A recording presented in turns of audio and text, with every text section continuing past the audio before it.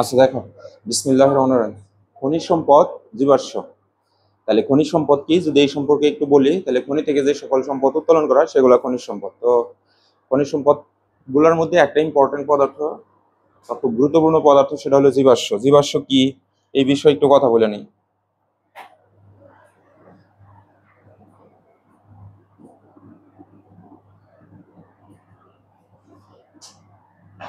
আচ্ছা, জীবাশ্ম কোনগুলা? ধরো একটা সাইক্লোন অথবা টর্নেডো অথবা ক্লাইমেট ডিজাস্টার ঘটলো, ঘটার পরে জীবদেহ হলো মাটির নিচে চাপা পড়ে। জীব কয় প্রকার? দুই প্রকার। ধরো আমি এখানে লিখলাম জীব, মানে নর্মালি আমরা জানি জীব একটা হলো তোমার হলো উদ্ভিদ, আর একটা হচ্ছে তোমার হলো প্রাণী।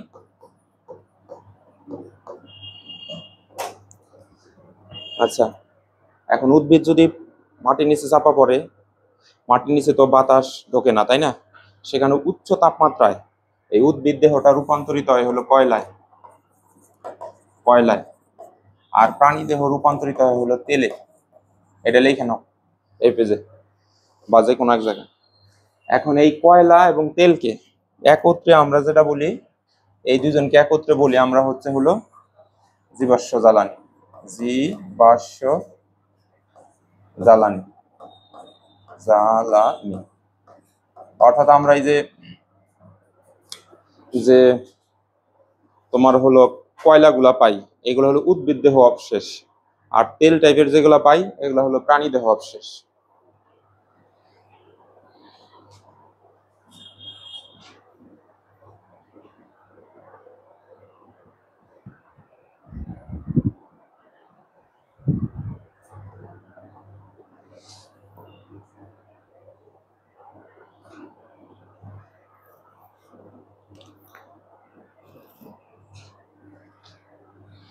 অর্থাৎ ট্রিলিয়ন ট্রিলিয়ন বছর মাটির নিচে চাপা পড়ে থাকে, ঠিক আছে?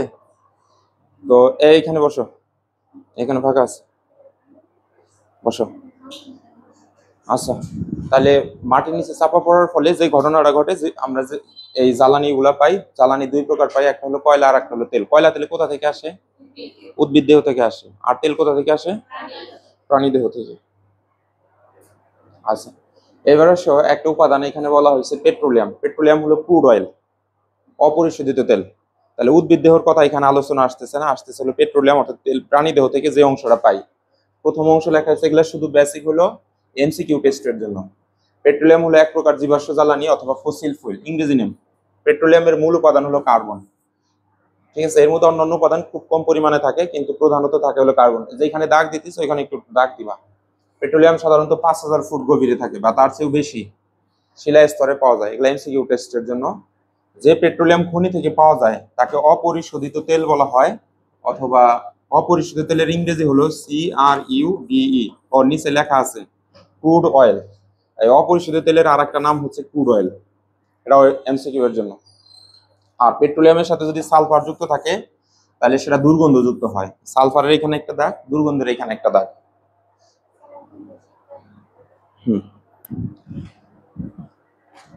আর কে যেন পরে আসলো, সেটা বলেছে সাদিয়া, পাইছো? আচ্ছা, এখন এই পেট্রোলিয়াম ডিরেক্ট কেউ ইউজ করে না, সরাসরি ইউজ করে না। এটাকে পরিশোধন করতে হয়, অথবা রিফাইন করতে হয়, অথবা পৃথকীকরণ করতে হয়। এদিকে তাকাবো, এখানে বোঝার কিছু নাই। তো যদি কোশ্চেন আসে পেট্রোলিয়ামকে কোন পদ্ধতিতে পরিশোধন করা হয়, ব্যবহারের জন্য উপযোগী করা হয়, তাহলে বলতে হবে সেটা হলো আংশিক পাতন পদ্ধতি। একটা পয়েন্ট, পেট্রোলিয়ামকে কিসের উপর ভিত্তি করে পাতন করা হয়? স্ফুটনাঙ্কের উপর ভিত্তি করে। এটা দাগ দাও। তারপর প্রশ্ন আসবে আংশিক পাতন হলো এক প্রকার পাতন অথবা পৃথকীকরণ পদ্ধতি। উপরের দুইটাই শুধু দাগ দিয়ে রাখো।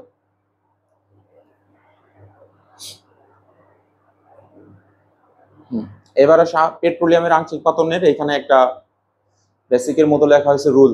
আংশিক পাতন করতে কি করা হবে? পাতন প্রসেসের নাম হলো, প্রথমে তাকে বাষ্পে রূপান্তর করা লাগবে, অর্থাৎ তাপ দিয়ে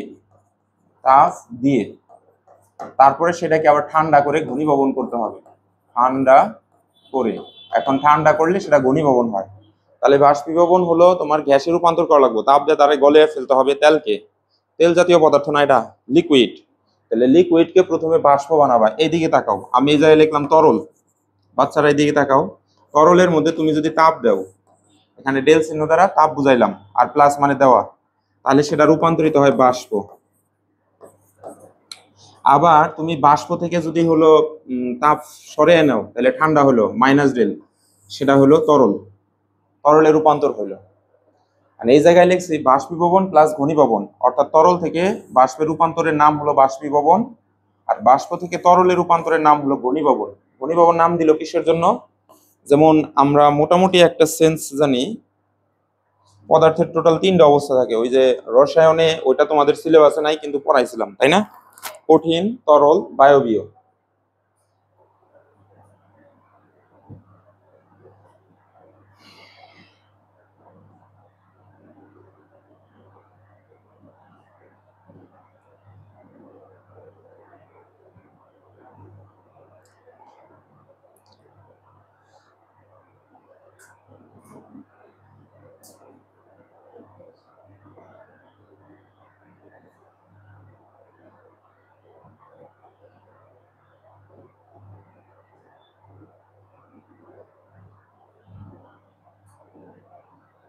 Diffusion, yes, properties,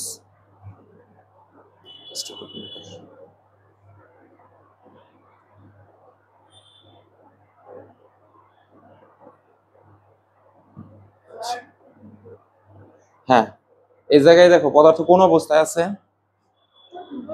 এই যে সলিডের মধ্যে রাখছি, কণাগুলো একবারে কাছাকাছি অবস্থান করতেছে, অর্থাৎ কঠিন অবস্থায় আছে। আর আমরা ওই যে 3 নম্বর অধ্যায়ে তোমরা যারা আমার কাছে পড়ছিলা, তোমরা এরকম একটা পড়া পড়ছিলা যে কঠিন পদার্থের কণাগুলার আন্তঃআণবিক আকর্ষণ শক্তি বেশি, আর আন্তঃআণবিক আকর্ষণ শক্তি বেশি হওয়ার কারণে এটা হলো একবারে কাছাকাছি অবস্থান করে। এই যে কণাগুলা কাছাকাছি অবস্থান করতেছে, কণাগুলা প্রকম্পিত হয়, এরকম লেখা ছিল। লিকুইডে গেলাম, লিকুইড পদার্থের কণাগুলা অপেক্ষাকৃত দূরে থাকে। কারণ কি? কারণ তাদের মধ্যবর্তী যে এই কণা আর এই কণার মধ্যে একটা আকর্ষণ বল আছে, সেটা একটু কম, এর জন্য একটা দূরে থাকে, তাই না? এখন গ্যাসের ক্ষেত্রে দেখো তো আরো বেশি দূরে থাকে নাকি। এখন যে ঘটনাটা ঘটবে, যেমন ধরো এটারে যদি এই যে বরফ দিতেছি, বরফ দিলে এই গ্যাসের ছোটাছুটি বন্ধ হবে, তাহলে তারা কাছাকাছি আসবে। যখন কাছাকাছি আসবে তাহলে ঘনত্ব এই যে কাছাকাছি আসতেছে না, অর্থাৎ ঘন হইতেছে কিনা জিনিসটা খেয়াল করে। এই যে এখন কিন্তু এই যে বরফ দিয়ে আমি আরো ঠান্ডা করতেছি, তাহলে কোনো জিনিসকে যখন বরফ দিয়ে ঠান্ডা করে, দেখো দূরে আসছিল, অনেক দূরে দূরে ছিল না, এখন জিনিসগুলো একবারে ঘন হইলো।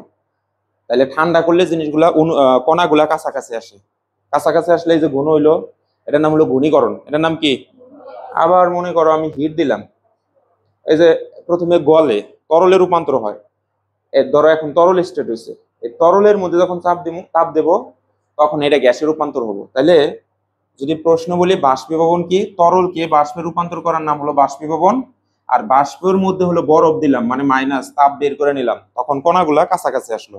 এই যে ইয়ের মধ্যে, অ্যানিমেশনের মধ্যে আমরা যেটা দেখলাম, এই যে বরফ দিতেছি, প্রথমে হলো আমি যে আবার লিকুইড নেই, লিকুইড এইভাবে আছে, লিকুইডের প্রথমে তাপ দিলাম, দেখো তাপমাত্রা এই যে এখানে শো করতেছে, তাপমাত্রা বাড়তেছে। তো তাপমাত্রা বাড়ার কারণে কণাগুলা ছোটাছুটি করতেছে না, মানে বাষ্পে রূপান্তরিত হয়ে গেছে সবগুলা, পুরো পাত্রে যা আছে সব ধরো বাষ্প, এখন বাষ্পীভূত অবস্থায় আছে। তো এখানে লেখা হয়েছে ডেল, প্রথমে বাষ্প বানাইলাম, তারপরে বলা হয়েছে সেটারে হলো ঠান্ডা করা লাগবে এবার, মানে আবার ঘনীভবন করা লাগবে। এখন এই যে কোল্ড করতেছি, ধরো ঠান্ডা, আমি এই যে বরফ দিলাম, এখন দেখো আস্তে আস্তে কণাগুলা কাছে আসবো, মানে ঘন হবে। তাহলে ঘন হইলে সেটা ঘনীকরণ, মানে ঘন করতেছে, তাহলে এটার নাম কি হবে? ঘনীকরণ। এই যে কাছাকাছি আসতেছে, এর জন্য আংশিক পাতন প্রক্রিয়া দুইটা ধাপ। কয়টা ধাপ? দুইটা। একটা নাম হচ্ছে বাষ্পীভবন, যেটা তাপ দিয়ে আগে তাকে বাষ্প বানানো লাগবে, তারপরে তারে আবার ঘন করা লাগবে। ঘন করা মানে কি? তারে তরলে রূপান্তর করা। তরলে রূপান্তর কিভাবে করে? তাপকে বাইর করে নিলে। হ্যাঁ, আচ্ছা এবার দেখো এখানে তাই বলছে, এই যে পয়েন্টটা দেখো, স্টেপ 1, পেট্রোলিয়ামকে প্রথমে তাপ দিবা, তাপ দিয়ে তাকে বাষ্পে পরিণত করবা। স্টেপ 2, তারপর উক্ত পেট্রোল বাষ্পকে আবার ঠান্ডা করে ঘনী করবা। তাহলে এই যে বাষ্পে পরিণত করলাম, এটার নাম হলো বাষ্পীভবন, এইভাবে তীর চিহ্ন দিয়ে লিখে রাখার জায়গা থাকলে লেখো।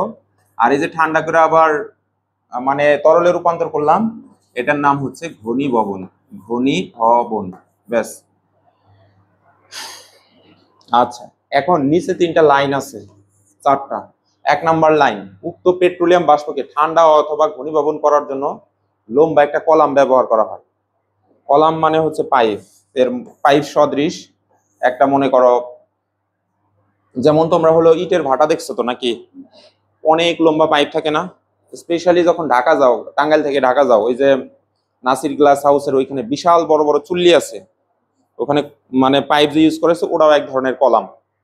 এই কলামের গায়ে আবার ছিদ্র আছে, মানে ঘাট কাটা আছে।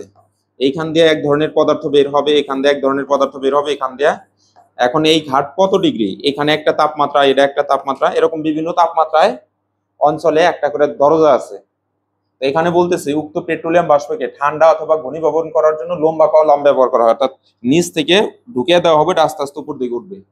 এই পাতন কলাম বিভিন্ন তাপমাত্রায় বিভক্ত থাকে, এই যে মানে এই অঞ্চলগুলো বিভিন্ন তাপমাত্রায়।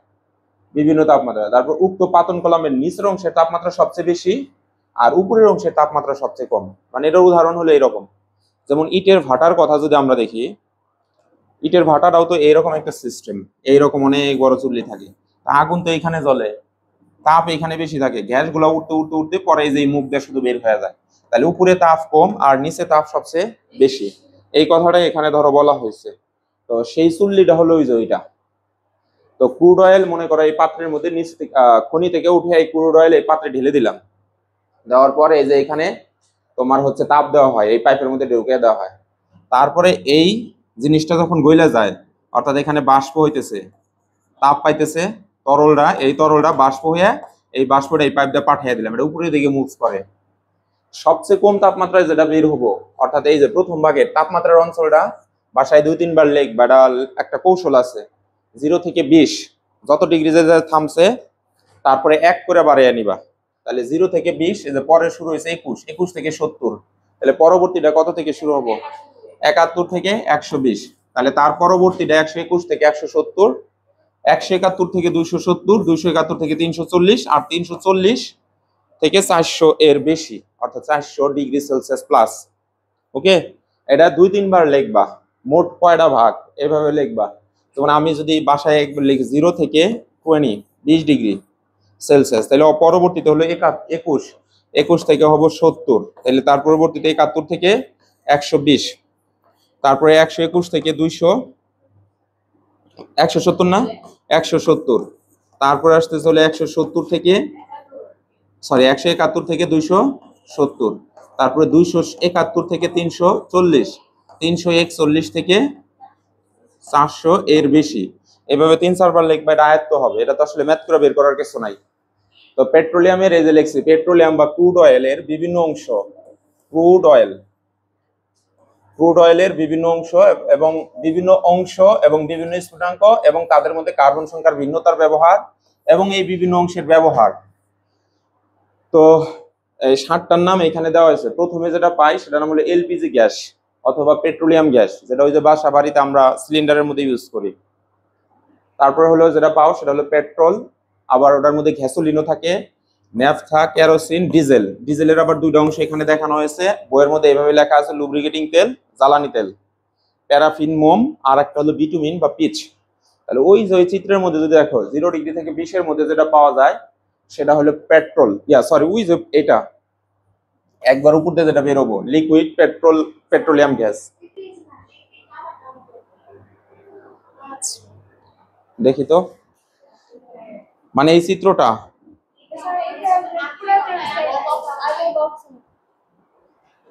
আচ্ছা, হ্যাঁ এখানে 1 এবং 2 পেজ নাই, তাই না? কারটাই নাই? আচ্ছা, সবারটাই না? হ্যাঁ, বইয়ে এরকম করে ভাগ করা নাই, আমি একটু ভাগ করছি, বইয়ে দিয়ে ডিরেক্ট আলোচনা আছে। আচ্ছা 1 মিনিট শোনো, আমি তোমাদের একটা জিনিস বুঝিয়ে দিয়ে পরে আমি ওটা ফটো স্টার্ট করে নিয়ে দিতেছি, ওইখানে একটু শুধু আঠা দিয়ে লাগিয়ে নিবা। আচ্ছা তাহলে দেখো, প্রথমে যাচ্ছে পেট্রোলিয়াম অথবা এলপিজি, বাসায় যেটা রিডিং করবা, এটা পাওয়া যায় 0 ডিগ্রি থেকে 20 ডিগ্রি সেলসিয়াস। তারপরে নাম হলো, এটার নাম কি নামে ডাকা হয়? এলপিজি গ্যাস বা সিলিন্ডার গ্যাস। এটার মধ্যে কয়টা কার্বন থাকে? কার্বন মিনিমাম 1টা থেকে 4টা পর্যন্ত থাকতে পারে। তাহলে সেটার প্রকাশ করে C1 to C4। টোটাল যে 100% ক্রুড অয়েল পাইলাম, এখানে মনে মনে ধরে নেই 100%, এই 100% থেকে 2% যেটা থাকে সেটা হলো এই এলপিজি। এটা নৈবেতিক গ্যাস। এটা কিসে ব্যবহার করে? রান্না করার কাজে, প্রয়োজনীয় তাপ উৎপাদনেও ব্যবহার করা হয়। এখন প্রয়োজনীয় তাপ উৎপাদন মানে কি? ওই যে বিভিন্ন জায়গায় ধরো ওয়েল্ডিং এর কাজ করা হয়, সেখানে তাপ উৎপাদন করতে এই গ্যাসটা ইউজ করে। তারপর হচ্ছে পেট্রোল বা গ্যাসোলিন। পরবর্তীতে যেটা পাই সেটা নাম হলো পেট্রোল অথবা গ্যাসোলিন। এটার তাপমাত্রার এরিয়া হচ্ছে 21 ডিগ্রি থেকে 70 ডিগ্রি সেলসিয়াস।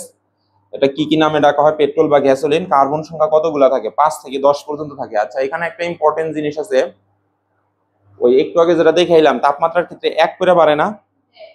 তুমি আবার এরকম ঠিক করো না, কার্বন সংখ্যা যেমন এখানে 4 থেকে শুরু হলো, এখানে 5 থেকে শুরু হবে, বাধ্যতামূলক তা না। পরেরটায় যায় দেখবে এটা আবার হচ্ছে এই যে 10-এ যায় শেষ হয়েছে, তাহলে পরেরটা 1 করে বাড়াইলে কত থেকে শুরু হওয়ার কথা? 11 না, এটা পরেরটা আবার 7 থেকেও শুরু হতে পারে বা 6 থেকে।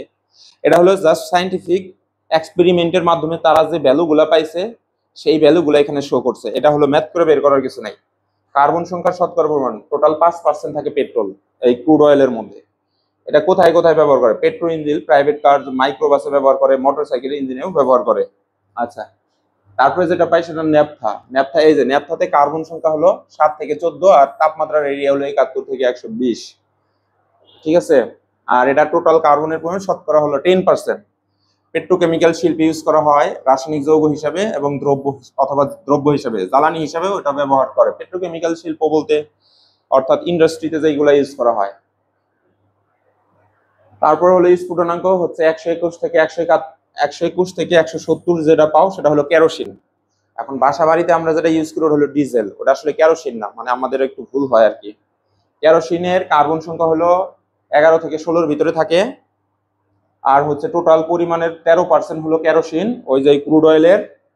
এটা কোথায় কোথায় ব্যবহার করা হয়? জেট ইঞ্জিনের জ্বালানি হিসেবে ব্যবহার করা হয়। জেট ইঞ্জিন কিসে কিসে ব্যবহার করা হয়? যেমন রকেট, উড়োজাহাজ, হেলিকপ্টার ইত্যাদিতে। দাগ দিও। এই যে আসছে ডিজেল। ডিজেল এর হলো পাওয়ার জন্য তোমার যে তাপমাত্রা ব্যবহার করা লাগবে, ক্রুড অয়েলকে 171 থেকে 270 ডিগ্রিতে উত্তপ্ত করা লাগবে। তো এখানে কার্বন সংখ্যা মিনিমাম 17টা থাকে আর সর্বোচ্চ 20টা থাকে কার্বনের শতকরা পরিমাণ। অর্থাৎ এখানে টোটাল 20% অফ কার্বন থাকে। অফ 100% এর ক্রুড অয়েলের হলো 20% হলো ডিজেল। এটা কোথায় ব্যবহার করে? যেমন বাস, জাহাজের জ্বালানি। আবার বাসা বাড়িতেও আমরা ওই যে হ্যারিকেন ধোয়াতে ব্যবহার করি, এরকম বলছে আর কি। লুব্রিকেটিং এবং জ্বালানি, এই যে এটার নামটা বইয়ে এইভাবে লেখা আছে, লুব্রিকেটিং এবং জ্বালানি। লুব্রিকেটিং কোনগুলা? লুব্রিকেটিং হলো ওই যে মোবিল, গ্রিস, এইগুলা মানে পিচ্ছিলকারক পদার্থ। তো এটা হচ্ছে ব্যবহার করে গ্রিস হিসাবে, মোম হিসাবে, প্যারাফিন মোম, ভ্যাসলিনের জন্য ব্যবহার করা হয়, মলম, মলম তৈরিতেও ব্যবহার করা হয়। আর মলম কি? যেমন ওই যে এক ধরনের তোমার হয়তো একটা ওই যে বাম আছে না, এখানে দিলে মোটামুটি ঝাল টাল ধরে, মানে অনেক লাগে, ওটা হলো তরল মোম আর কঠিন মোমের মিক্সড করে ওইখানে হলো তোমার হচ্ছে পেইন কিলার দেয় দিয়ে ওই জিনিসটা বানায় আর কি। তো এখানে বলছে এটা। আচ্ছা, গ্রিস। গ্রিস হচ্ছে ওই যে সাইকেল টাইকেল যারা চালায় তারা এগুলা দেখছে, মনে করো একটা প্যাকেটে থাকে আর কি, হাতের মধ্যে নিয়ে ওই বল টল বিভিন্ন জায়গায় ইউজ করে, মানে পিছলা বানানোর জন্য আর কি ইউজ করে যে কোনো জিনিস। লুব্রিকেটিং মোবিল পিচ্ছিলকারক পদার্থ এটা। এখানে 17 থেকে 20 কার্বন পর্যন্ত এটার এরিয়া। আর কার্বনের শতকরা পরিমাণ হলো 25%। তারপরে আমরা পাইছি সেটা হলো প্যারাফিন মোম। আচ্ছা, প্যারাফিন মোমের তাপমাত্রা হচ্ছে 71 থেকে 340 ডিগ্রির এরিয়া। এটার নাম হলো প্যারাফিন মোম। তাপমাত্রা হচ্ছে তোমার 20 থেকে 30 ডিগ্রি। এটা C20 থেকে C30 এভাবে লেখা হয়। কার্বনের শতকরা পরিমাণ 25%। এটা মোম, প্যারাফিন মোম, ভ্যাসলিন, মলম ইত্যাদি তৈরিতে ব্যবহার করা হয়। টয়লেট্রিজ পদার্থ তৈরিতেও ব্যবহার করা হয়। টয়লেট্রিজ পদার্থ কোনগুলো? যেমন এই যে সাবান, তারপরে শ্যাম্পু, এইগুলা। বিটুমিন বা পিচ 300, এখানে 41 হবে আর কি, থেকে 400 ডিগ্রি সেলসিয়াস তাপমাত্রায় এর বেশি হলেও পিচগুলা পাওয়া যায়। এটার নাম হলো বিটুমিন অথবা পিচ। কার্বন সংখ্যা 30-এর বেশি, ওটা ইনফিনিটি, মানে ইনফিনিটি বলা যাবে না, মানে ওই পাশে আরো অসংখ্য কার্বন আছে, মানে লিমিটেড না, ওটা কম বেশি পাওয়া যায়। তো কার্বনের শতকরা পরিমাণ হলো 50%। এটা ব্যবহার করা হয় রাস্তা পাকা করার কাজে। যেমন এই যে প্রশ্ন আসছে এইগুলা এরকম ভাবে, পেট্রোলিয়ামের শতকরা কত ভাগ ন্যাপথা থাকে দেখে বলো, কত ভাগ থাকে বলো তো? 5% না? এই যে এইভাবে কুমিল্লা 2024 আসছে। তারপর পেট্রোলিয়ামে গ্যাসোলিনের পরিমাণ কত? 10%। আচ্ছা, তারপরে পেট্রোলিয়ামের শতকরা কত ভাগ পেট্রোল থাকে? পেট্রোল আর গ্যাসোলিন তো একই, তাহলে এটাও 10%। তারপর গ্যাসোলিনের শতকরা কত ভাগ পেট্রোল থাকে? হ্যাঁ, ভালো করে দেখো, পেট্রোলিয়ামের শতকরা কত ভাগ পেট্রোল থাকে? 5% লেখা আছে। আচ্ছা, তাহলে 5%। ন্যাপথা হলো, ন্যাপথা 5 ভাগ। কোনটা? পেট্রোলিয়ামে গ্যাসোলিন। ও, ন্যাপথা কত ভাগ? 10 ভাগ, তাহলে উল্টো হয়েছে। হ্যাঁ আসো, যাই হোক, এটা একটু মনে রাখা লাগবে মুখস্থ করেই। না, যেমন কোনটি ন্যাপথার কার্বন সীমা? এই যে রাজশাহী 2024 আসছে, ন্যাপথাতে কার্বন কত? হ্যাঁ, এই যে 7 থেকে 14, এখানে বসতে পারো। আচ্ছা, গ্যাসোলিনে কার্বন, কার্বন পরমাণুর সংখ্যা কতটি? এই যে এটা আসছে চট্টগ্রাম 22, দিনাজপুর 24, তাহলে গ্যাসোলিনে কত থেকে কত পর্যন্ত আছে দেখো তো? 5 থেকে 10 পর্যন্ত। এইভাবে একটু বাসায় যায় কয়েকটা নৈর্ব্যতিক প্র্যাকটিস করবা। আচ্ছা, তারপর একটা প্রশ্ন আসছে, পেট্রোলিয়ামের শতকরা কত ভাগ কেরোসিন থাকে? অনেকগুলা বোর্ডে আসছে। কত ভাগ আছে কেরোসিন? 13 ভাগ। আচ্ছা, কেরোসিনের পাতন তাপমাত্রা কত, মানে কত ডিগ্রি থেকে পাতন করা যায়? 171 না? কত থেকে আছে? 121 থেকে কত? 170। তাহলে এই যে এইটা অ্যান্সার হবো। আচ্ছা, পেট্রোলিয়ামে গ্যাস 5% পেট্রোল থাকে, এটা কি রাইট? পেট্রোল কত ভাগ দেখে বলো? 5%, তাহলে এটা রাইট। 10% ন্যাপথা থাকে, রাইট।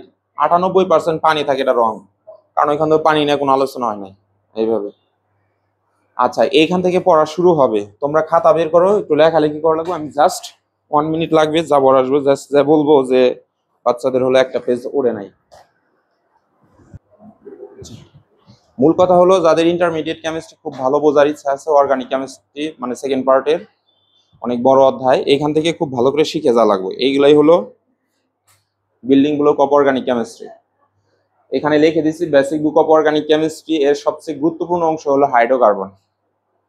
হাইড্রোকার্বনের টপিকটা যদি আমরা ভালো করে বুঝি, সামনে যা পড়বো সবই আমি চুম্বকের মতো আমার ব্রেনে নিতে পারবো। তো প্রথম অ্যানালাইসিস করছি হাইড্রোকার্বনটা কিভাবে আসছে, হাইড্রোজেন প্লাস কার্বন দুইটাকে অ্যানালাইসিস করে আমরা হলো পাইছি হাইড্রোজেন থেকে নিচ্ছি হাইড্রো, আর কার্বন পুরাটুকুই নিচ্ছি।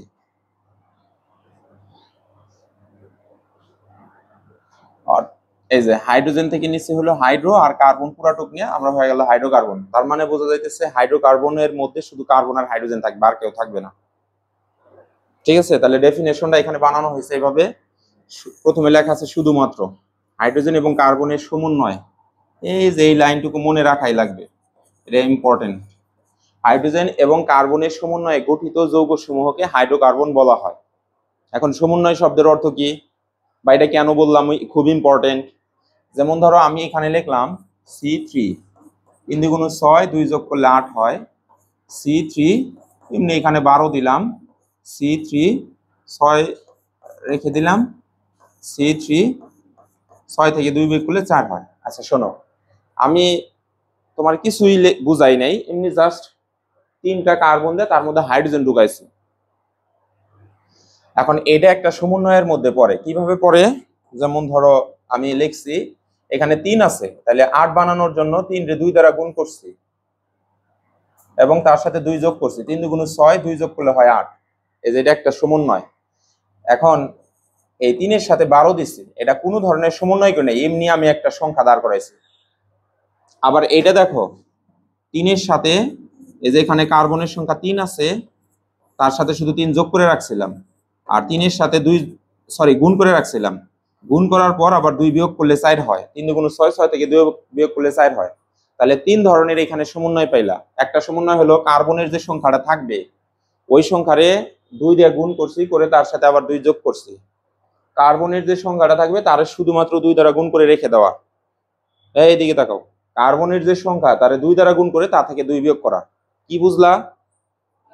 মানে যে সংখ্যাটা থাকবে কার্বনের, এখানে এই যে মেইন কে, মেইন হলো কার্বন, মানে যদি আমরা নাম থেকেও দেখি কার্বন পুরাটাই আসছে, হাইড্রোজেনের আংশিক আসছে, তার মানে কার্বনের উপর ডিপেন্ড করে হাইড্রোজেন ঢুকবো, হাইড্রোজেনের উপর ডিপেন্ড করে কার্বন ঢুকবো না। তাহলে কার্বন এখানে মেইন, কার্বনের যে নাম্বারটা থাকবে সেই নাম্বারসকে তুমি 2 দ্বারা গুণ করে 2 যোগ করবা, 2 দ্বারা গুণ করে রেখে দিবা, 2 দ্বারা গুণ করে বিয়োগ করবা। তাহলে কয় ধরনের সমন্বয় পাইলা? এই 3টা সমন্বয়ের ভিতরে যারা আছে তারাই হাইড্রোকার্বন। তার বাইরে যদি এমনি একটা দেই, এই 3টা সমন্বয়ের বাইরে এই যে এটা, কারণ এনে কোনোভাবে কি 12 বানানো যায় না। সো এই 3 নিয়মের বাইরে বানানো যায় না, নিয়মের মধ্যে ফালিয়া বানানো যায় না, সুতরাং এটা হাইড্রোকার্বন না। এই জন্য সংজ্ঞাটা ওইভাবে বলা হয়েছে, শুধুমাত্র কার্বন এবং হাইড্রোজেনের সমন্বয়, সমন্বয় কথাটা দিবা, গঠিত যৌগ সমূহকে হাইড্রোকার্বন বলা হয়। পারবা না? ওকে, এখন দেখো হাইড্রোকার্বন যৌগে কার্বন এবং হাইড্রোজেন পরমাণু ছাড়া অন্য কোনো পরমাণু থাকতে পারবে না।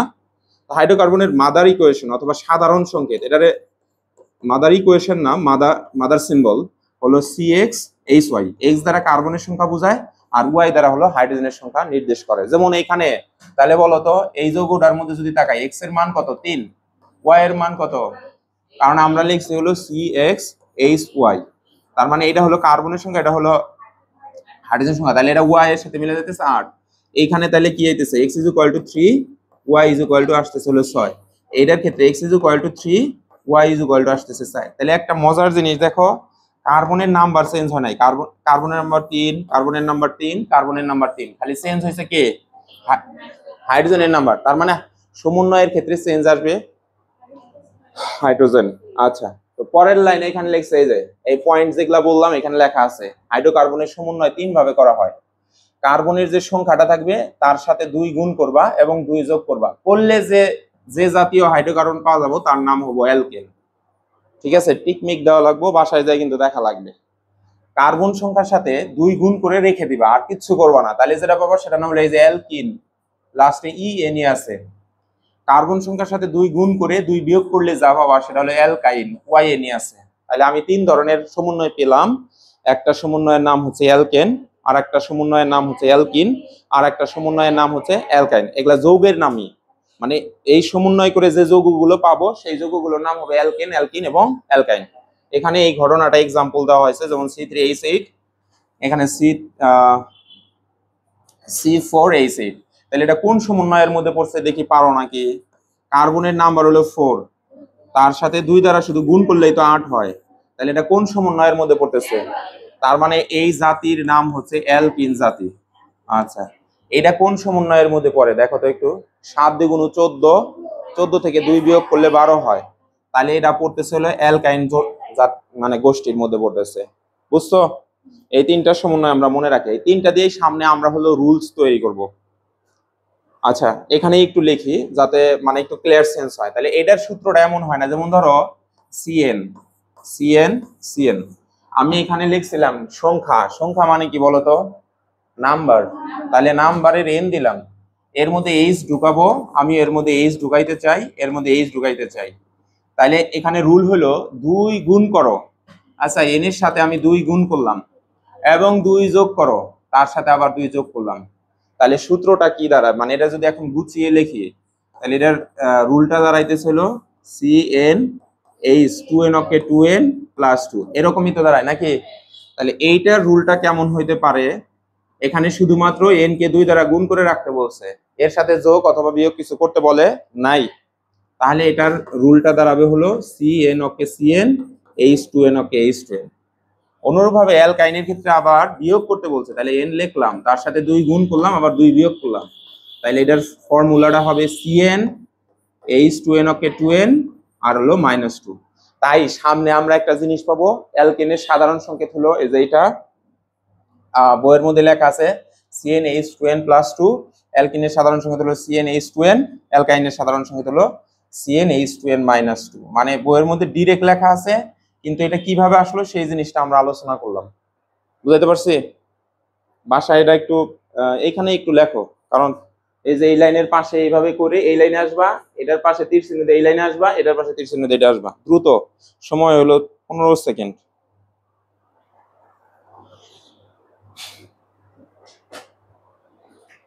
লিখছো?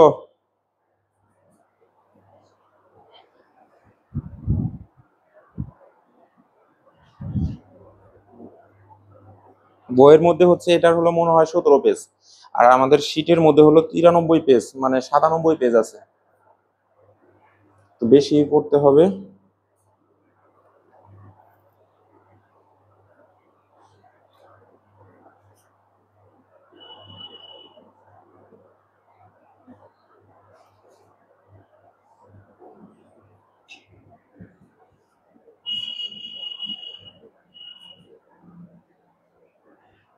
এই যে টুটা হবো না, শুধু এন। আচ্ছা, চলে গেলাম আমি। এবার আসো তুমি আগামী ক্লাসে সবাইকে দাঁড় করিয়ে এই 10টা নাম 12টা নাম ধরা হবে। তো হাইড্রোকার্বনের নামগুলা সবাই হলো মুখস্থ করলেও তুমি হলে এই মানে মুখস্থ সবাই করে না, যারা না বুঝে পড়ে তারা করে। তো হাইড্রোকার্বনের নামকরণের জন্য এক ধরনের ইউনিট ব্যবহার করা হয়, সেই ইউনিটের নাম হচ্ছে রুট ইউনিট। এখানে লেখা আছে রুট নেম, আমরা বলতে পারি রুট ইউনিট, একটু টুকে নেই। আচ্ছা দেখো, এটার আর একটা নাম হলো রুট ইউনিট, হাইড্রোকার্বনের রুট ইউনিট, অর্থাৎ রুট নেম অথবা root unit of hydrocarbons. Minimum 10টা রুট নেম তোমার মনে রাখা লাগবে, আরো বেশি রাখলে সেটা তো ভালো। তো রুট এখানে একটু এক্সপ্লেনেশন দিচ্ছি এটা কিভাবে ব্যবহার করবা। আচ্ছা, যেমন যদি আমি বলি এক্স এর রুট, রুট হলো সবসময় কোথায় লেখো, সামনে লেখো না? আবার রুট মানেও হচ্ছে মূল, তো সেই হিসেবে মূলটা সামনে বসে। তো এখানে লেখা আছে রুট শব্দের অর্থ মূল, তাই রুট নেমটা সবসময় সর্বদাই যত পৃথিবীতে যত লক্ষ লক্ষ হাইড্রোকার্বন আছে, 90 লক্ষের বেশি, এই সবগুলো হাইড্রোকার্বনের রুট অংশটা সবসময় সামনেই বসবে। এই কথাটা এখানে লেখা আছে, সামনে বসাতে হবে। আর এর জন্য এর নাম দেওয়া হয়েছে রুট নেম বা মূল নেম অথবা রুট ইউনিট। এগুলো কে দিয়েছেন? রুট নেম দিয়েছে মূলত ইউপ্যাক অথবা IUPAC, যেটাকে আমরা হচ্ছে রসায়নের আন্তর্জাতিক সংস্থা বলি বা অর্গানাইজেশন বলি, অর্থাৎ international union of pure and applied chemistry. Pure মানে হচ্ছে যে থিওরিটিক্যাল যে কেমিস্ট্রি সেটা, আর অ্যাপ্লাইড কেমিস্ট্রি হলো যেটা প্র্যাকটিক্যাল কেমিস্ট্রি, ল্যাবরেটরিতে ইউজ করা হয় হিসাব নিকাজে। তাহলে রসায়নের যে দুটো বড় ব্রাঞ্চ, এই দুই ব্রাঞ্চকে একত্রে তারা লিখছে IUPAC। এই সংস্থাটা হচ্ছে, তারা হলো এই নিয়মগুলা, রসায়নে কোন নিয়মটা থাকবে কোন নিয়মটা বাদ যাবে। হ্যাঁ, যেমন ধরো ওই যে কিছুদিন আমরা হচ্ছে একটা বিষয় নিয়ে বিতর্ক করলাম, the unit of the molecular mass, অর্থাৎ আণবিক ভরের একক নিয়ে। এখন এটা কে নির্ধারণ করছে? এই IUPAC রা নির্ধারণ করছে, বুঝতে পারছি? ওরাই হলো একটা জিনিস বাদ দিয়ে দিবে, আবার ওরাই বলবে যে হ্যাঁ এটা রাইট। ফর এক্সাম্পল, তুমি যখন ইন্টারে যাবা, ইন্টার কেমিস্ট্রিতে সেকেন্ড পার্টে জৈব রসায়ন নামের একটা অধ্যায় আছে, ওইখানে দেখবা দুই ধরনের নাম স্যাররা শিখাচ্ছেন। একটা হলো সনাতন পদ্ধতিতে, 3 ধরনের নাম শিখায়। সেখানে কিছু আলোচনা থাকবে, যেমন নটরডেমের সঞ্জিত কুমার গুহ স্যার, তো ওনার বইয়ে উনি ডিটেল লিখছে যে যেমন 1993-তে কোনো কোনো নামকরণ বাদ গেছে বা রহিত হয়েছে, উনি এগুলো রেফারেন্স টানছে। মানে কে বাদ দেওয়া হয়েছে? এই IUPAC। তো ওনারাই হলো এই রুট নেম গুলা ফিক্সড করছেন। তো একটা কার্বন যদি কোনোটার মধ্যে থাকে তাহলে সেটার মিথ উচ্চারণ করবা, এটা METH, ম্যাথ বলবা না, এটা হলো মিথ, মানে প্রোনাউন্সিয়েশনটা হবে মিথ। আর 2 কার্বনের জন্য এথ না, এটা হবে ETH। এটা তখনই মনে থাকবে বাসায় যদি তুমি 2 বার 3 বার অথবা 4 বার লেখো। যেমন এইভাবে লিখতে হবে, C1 = METH, এভাবে লিখলে হবে আর কি। C3C2 = ETH, এভাবে লিখবা, লিখলে দেখবে এটা মনে থাকবে। শুধু রিডিং করলে মনে নাও থাকতে পারে। 3 কার্বন হলো প্রফ, 4 কার্বন হলো BUT। যদিও ইংলিশে আমরা BUT বাট বলি, তাই না? কিন্তু এইগুলো আসছে কোথা থেকে? আরেকটা কথা, এগুলো হলো গ্রিক শব্দ থেকে আসছে। দ্যাটস ওয়াই তুমি এটা তার উচ্চারণ অনুযায়ী এটাকে বিউট উচ্চারণ করবা। কি উচ্চারণ করবা? বিউট। আবার বুটও উচ্চারণ করা যাবে না, অথবা বাট উচ্চারণ করা যাবে না। পেন্ট, তো পেন্টের বানানের ক্ষেত্রে অনেক স্টুডেন্ট ভুল করতে দেখছি, PANT লেখে, এটা ভুল, PENT। হেক্স বানান কারো ভুল হয় না, হেফট বানানে ভুল করতে দেখছি, যেমন HAPET এরকম করে লেখে, এটা হলো HCPET হেফট। 2-3 বার লিখবা। অফ হলো 8, 9 কার্বনের জন্য নন, 10 কার্বনের জন্য ডেক, এগুলো সমস্যা হবে না। এই দুইটার মধ্যে এসে এটা হলো উনডেক, তো এটাকে আবার অনেকেই আনডেক বলতে চায়, বলা যাবে না, এটা বলতে হবে উনডেক। আর এটা হলো ডোডেক, অর্থাৎ 12। তারপরে যদি আসে 21 পর্যন্ত অনেকেই শেখে। 12-র পরে ট্রাইডেক, 13-র পরে হলো 14 হলো টেট্রাডেক, তারপরে পেন্টাডেক, তারপরে হচ্ছে পেন্টা হলো 5, হেক্সাডেক 16, তারপরে হচ্ছে হেপ্টাডেক 17, মানে এই যে এইগুলা দিয়ে আসবে পরবর্তীতে। অক্টাডেক, তারপর আসবে ননাডেক এইদিকে, তারপর হলো 20-এর জন্য হলো তোমার হলো ইকোস। ঠিক আছে? তো এগুলো আমাদের আপাতত লাগতেছে না। তুমি এই 10টা মানে ভালো করে একদম কুটস্থ করবে, আগামী ক্লাসে ধরলে তুমি যেন মামলিং না করো, অর্থাৎ তোমার মুখের মধ্যে যেন বলার সাথে সাথে ঠোঁটে এসে যায়। এবার আসো হাইড্রোকার্বনের অতীব গুরুত্বপূর্ণ কিছু আলোচনা। পয়েন্ট 1, এটার পাশে স্টার চিহ্ন দিয়ে রাখো। হাইড্রোকার্বন যৌগে কার্বনের যোজনী 4 ইউজ করবো অলওয়েজ।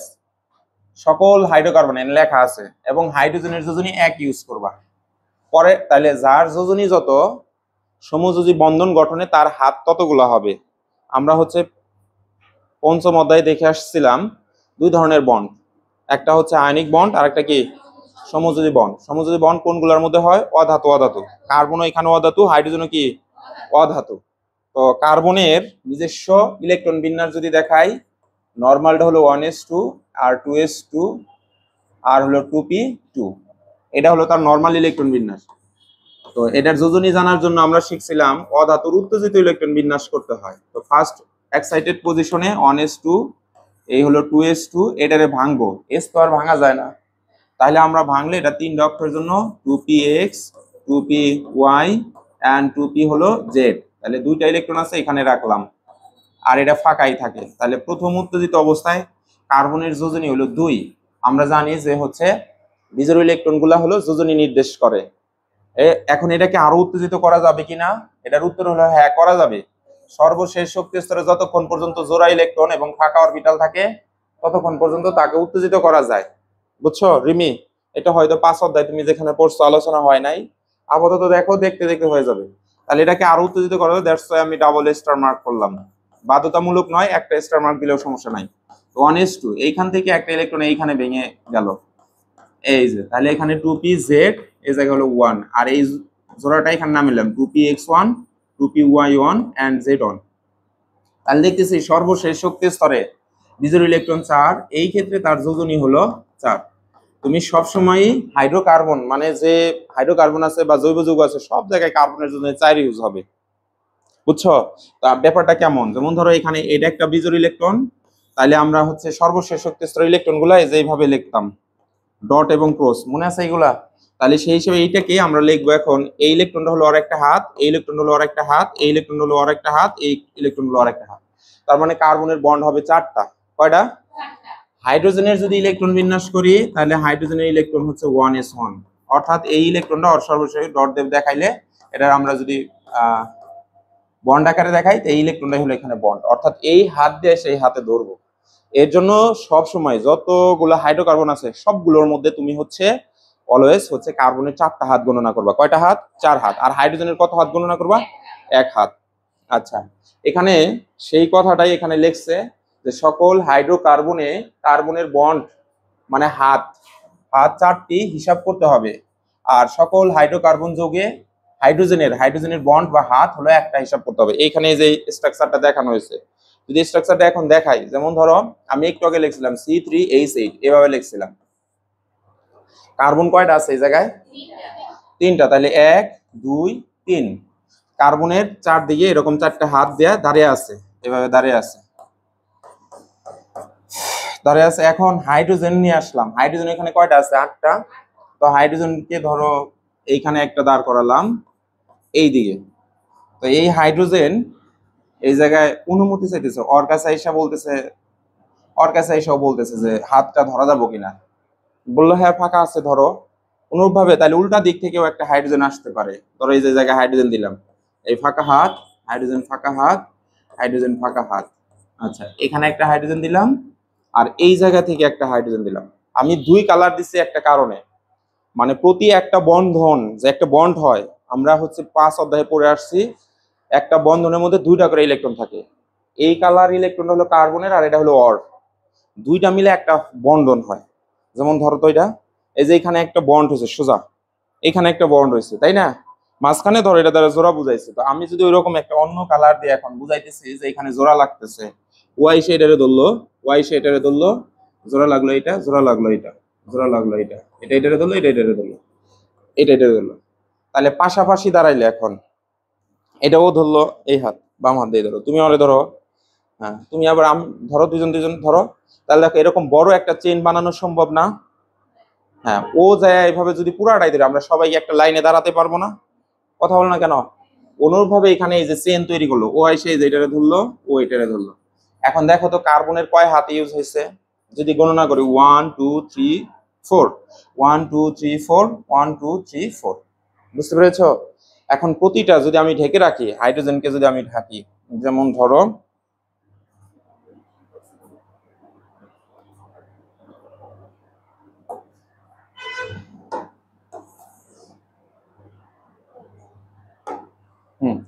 যেমন ধরো আমি এই যে এই এই হাইড্রোজেন দুটো ঢাকলাম, তাহলে কার্বনের এইখানে স্ট্রাকচার অনুযায়ী ওর হাতগুলো আছে, অনুরূপ ভাবে এইটুকুরে ডাইকা দিলাম। দেখো তো হাইড্রোজেনের কয়টা করে হাতের ইউজ হয়েছে, এই যে একটা করে হাত ইউজ হয়েছে না। মানে এইভাবে যৌগের মধ্যে হিসাব করা লাগবো যে তোমার হলো হাইড্রোকার্বনের মধ্যে কার্বনের হলো 1 হাত, আর কার্বনের হলো 4 হাত, আর হাইড্রোজেনের হলো 1টা হাত। পারবা তো?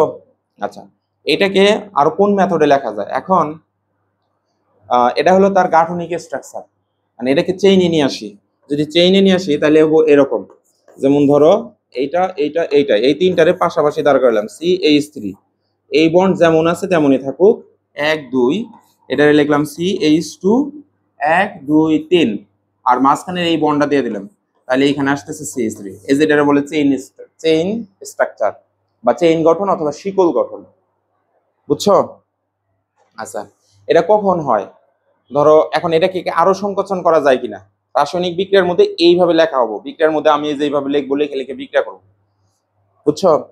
আবার হচ্ছে এখন যদি আমি এটারে আরো মানে সংকুচিত করি, সংকুচিত করলে তাহলে কিভাবে লেখা যায়? যেমন x এর পাওয়ার 1 হলে আমরা না লেখা শুধু x লিখি না, আবার 1x না লেখা আমরা শুধু x লিখি, মনে মনে যে 1 আছে সেটা আমরা সবাই জানি।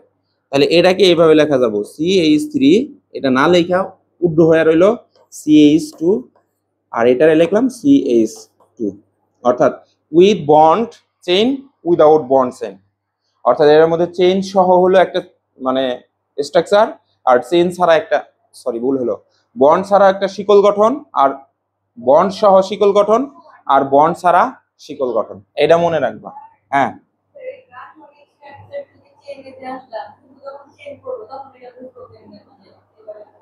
আচ্ছা গুড।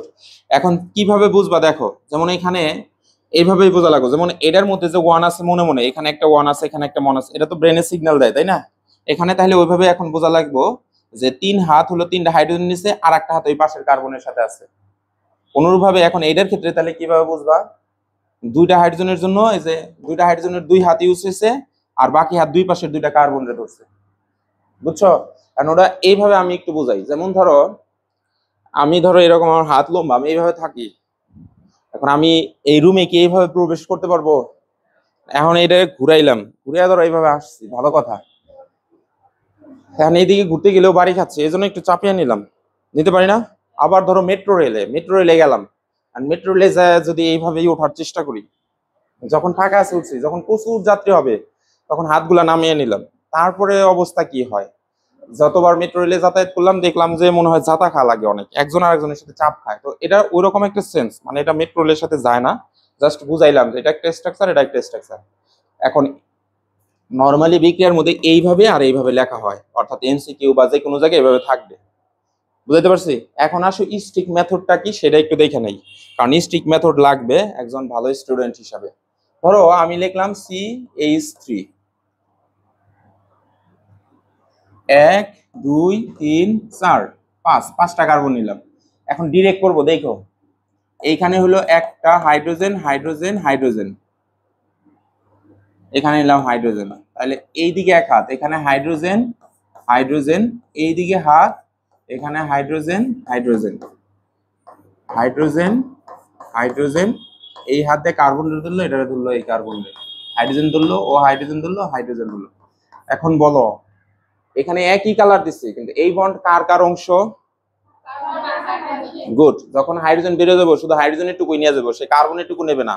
উদাহরণ কেমন, যেমন ওর সাথে দেখা হয়েছে অনেকদিন পর, হাউ আর ইউ, কেমন আছেন, এগুলো কুশল বিনিময় করলাম, পরে কি ঝাঁকি দিয়ে ওর হাত খুলে নিয়ে চলে যাবো, নাকি ওর হাত ওর কাছে থাকবে, আমার হাত আমার কাছে থাকবে? ব্যাপারটা তো এমনই, অর্থাৎ যখন আলাদা হবে তখন যার যার অংশ সে নিয়ে আলাদা হবে, মাথায় থাকবে না এটা? আর নাকি এরকম হবে জোরে ধরে ঝাঁকি দেওয়ার টুকু খুলে না আমার হাতে, এরকম আমরা এরকম হবে না। এখন এটারে যদি আমি শিকলে নেই তাহলে কেমন হবে? এদিকে তাকাও, 1 2 3 আমরা দিলাম CH3 বন্ড 1 2 এই হলো CH2 bond CH2 bond CH2 bond CH3।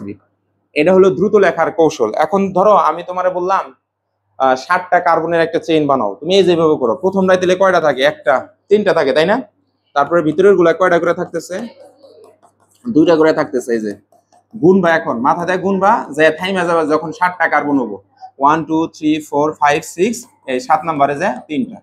ব্যাপারটা কেমন? যেমন ধরো আমি একটা কার্বন মনে মনে ধরে নাও, আমার এই 1 হাত 2 হাত 3 হাত 4 হাত, এই হাত দিয়ে ওয়াল ধরলাম, এই হাত দিয়ে মার্কার ধরলাম, আর এই হাত দিয়ে ধরো বেঞ্চ ধরলাম। আমার সবগুলা, আর এই পা দিয়া অর্থাৎ হাত দিয়ে নিচের ডেস্ক ধরলাম। তাহলে সবগুলা হাত ইউজ হয়েছে না? এখন মনে করো আমার সবকিছু ফ্রি, একটা হাত ওর সাথে ইউজ করলাম। এখন ও হলো শর্মির হাত ধরলো। এখন দেখো তো শর্মির কয়টা হাত ফাঁকা আছে? না, তিনটা, মানে পাও একটা। কল্পনা করো কার্বনের যোজনী কত? 4, মানে আমার যোজনী 4, 1 2 3 আর এই হলো 4।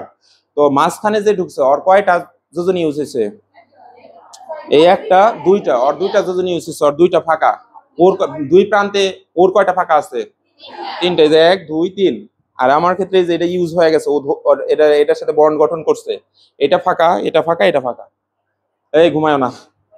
তাহলে এটাকে এখন হলো স্টিক মেথডে যাওয়া লাগবে। স্টিক মেথডটা কেমন? স্টিক মেথডে এখান থেকে বুঝে গেলেই আমরা বক্সটা বুঝবো, নয়তো ভেতরে যা বক্স বুঝবো না। স্টিক হলো প্রতি দুইটা কার্বনকে একটা লাঠির সাথে তুলনা করা হয়। গুগলে সার্চ দিলে পাবা, এইটুকু হলো একটা লাঠি, এরকম দাঁড় করলাম। তারপরে হচ্ছে এইটুকু হলো আর একটা লাঠি, এরকম দাঁড় করালাম। তারপরে হলো এইটুকু একটা লাঠি, তাহলে এইদিকে একটা দাঁড় করালাম। আর লাস্টে হলো ধরো এইটুকু একটা লাঠি, এইদিকে দাঁড় করালাম।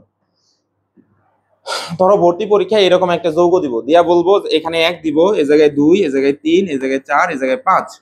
বলবো যে 3 নাম্বার কার্বনে কয়টা হাইড্রোজেন আছে, বের করো তো দেখি। প্রতি কোণাকে একটা কার্বন ধরে নেওয়া লাগবে। প্রতি কোণাকে কি ধরে লাগবো? কার্বন। অর্থাৎ এটার স্ট্রাকচার এই যে এইটা হলো এটা, অর্থাৎ CH3, এটা হলো তোমার CH2, এটা হলো তোমার CH2, এটা হচ্ছে CH2, এটা হলো তোমার CH3। অর্থাৎ আমি যদি এরকম করে দেই, তোমার বুঝে নেওয়া লাগবে যে এটা কার্বন, এটাও carbon, carbon carbon carbon carbon carbon carbon. এরকম ঢেউ না কিন্তু, কোণা থাকবে, কোণা। তাহলে এখানে এখানে কয়টা হাইড্রোজেন আছে? তিনটা, কারণ এখানে হলো CH3 আর এটা হলো তোমার CH2। এইরকম এটা কিভাবে আসলো? জিনিসটা আসলো হলো এই যে এরকম। যেমন ধরো আমরা যদি এরকম লিখি CH3 bond bond CH2 bond CH2 bond CH2, এই হলো বন্ড CH3। এই যে দ্রুত লিখতেছি যেভাবে তোমারও লেখা লাগবে। এইটুকুরে কোন ইচ্ছা করবা, অর্থাৎ CH3, অর্থাৎ খাড়া বরাবর CH2 লিখলা।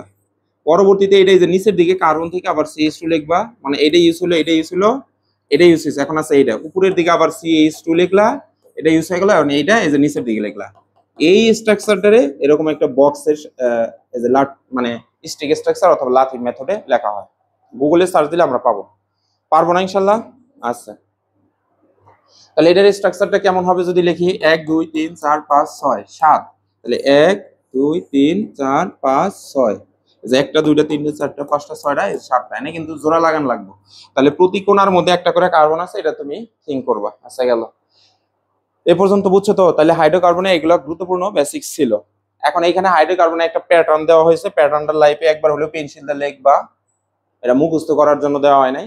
তো হাইড্রোকার্বনকে প্রথমে যে ভাগ করা হয়, একটা হলো, এটা হলো প্রধানত ভাগ, প্রধান ভাগ অথবা মেইন ভাগ। তাহলে যদি বলি প্রধান কয় প্রকার, বলবো অ্যালিফ্যাটিক হাইড্রোকার্বন আর অ্যারোমেটিক হাইড্রোকার্বন। স্কুল লেভেল কেমিস্ট্রিতে অ্যারোমেটিক হাইড্রোকার্বনের শ্রেণী বিভাগ নিয়ে আলোচনা করা হয় নাই। এটা ইন্টারে যায়, এটা দুইটা প্রকার ভেদ পাবা আর অন্যান্য প্রকার পাবা। স্কুলে শুধু এই দুটুকুর প্রকার ভেদ নিয়ে আলোচনা করা হয়েছে, সৃজনশীল প্রশ্ন আসে প্রকার ভেদ থেকে। অ্যালিফ্যাটিক হাইড্রোকার্বনকে বিভিন্ন বিষয়ের উপর ভিত্তি করে ভাগ করা যায়। প্রথমে যেটা করা হয়েছে সেটা হলো, দেখো এখানেও লেখা আছে মুক্ত শিকল, এখানে লেখা আছে বদ্ধ শিকল, তার মানে এখানেও শিকল, এখানেও শিকল। তাই প্রথম ভাগটা হবে চেইনের উপর ভিত্তি করে, অর্থাৎ একটা হচ্ছে মুক্ত শিকল আর একটা বদ্ধ শিকল। তাহলে বলো তো চেইনের উপর ভিত্তি করে কয় প্রকার? 2 প্রকার। দ্বিতীয় ভাগটা আসবে হলো, যেমন এই যে এখানে সম্পৃক্ত শব্দ আসছে আর অসম্পৃক্ত শব্দ আসছে। সম্পৃক্ত এটা হলো একটা ধর্মের নাম, তাহলে ধর্মের উপর ভিত্তি করে এটারে 2 ভাগে ভাগ করা যায়। সেটা হলো সম্পৃক্ত মুক্ত শিকল হাইড্রোকার্বন, সম্পৃক্ত অসম্পৃক্ত বদ্ধ শিকল মুক্ত শিকল হাইড্রোকার্বন। এই বদ্ধ শিকল হাইড্রোকার্বনকেও ধর্মের উপর ভিত্তি করে দুই ভাগে ভাগ করা যায়, এই সম্পৃক্ত বদ্ধ শিকল, অসম্পৃক্ত বদ্ধ শিকল। তাহলে দেখো চেইনের উপর ভিত্তি করে ভাগ করলাম আর ধর্মের উপর ভিত্তি করে ভাগ করলাম, আর আরেকটা আছে বন্ডের উপরে। কিসের উপর? বন্ড। এইখানে দিয়ে দিলাম, এই পুরাটাই হচ্ছে এখানে বন্ডের উপর ভিত্তি করে, BOND বন্ড। বন্ডের উপর ভিত্তি করে মুক্ত শিকল হাইড্রোকার্বন তিন প্রকার, অ্যালকেন, অ্যালকিন, অ্যালকাইল। আবার এখানেও হচ্ছে বদ্ধ শিকল হাইড্রোকার্বনও তিন প্রকার, এটা হচ্ছে কার্বন কার্বন একক বন্ধন, কার্বন কার্বন দ্বিবন্ধন আর কার্বন কার্বন ত্রিবন্ধন। তাহলে তুমি একটু এক জায়গায় এইভাবে লিখে নাও, একটা পয়েন্ট লেখো। প্রধানত দুই প্রকার,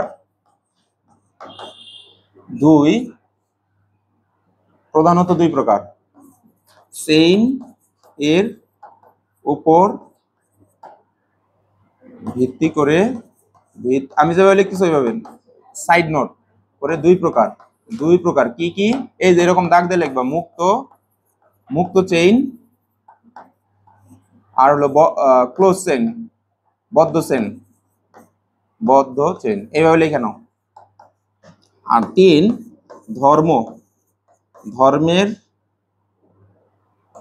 ধর্মের উপর ভিত্তি করে দুই প্রকার। এটা একটু বেশি জটিল হয়ে গেছে, মানে এই প্যাটার্নটা আমার মতে। একটা হচ্ছে সম্পৃক্ত ধর্ম, আর একটা হলো অসম্পৃক্ত ধর্ম। আর লাস্ট 4 নাম্বারে বলবো হচ্ছে বন্ডের উপর ভিত্তি করে, বন্ড এর উপর ভিত্তি করে তিন প্রকার,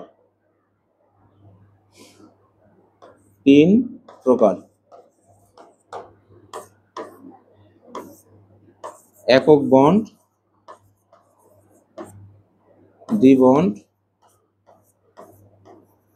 ত্রিবন্ড।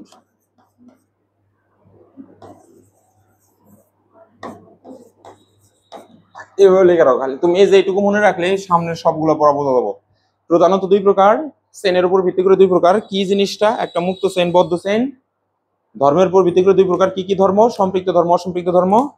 আর বন্ডের উপর ভিত্তি করে তিন প্রকার, মানে একক বন্ধন থাকবে, দুইটা বন্ধন থাকবে, ত্রিবন্ধন থাকবে, মানে তিনটা বন্ধন থাকবে এরকম।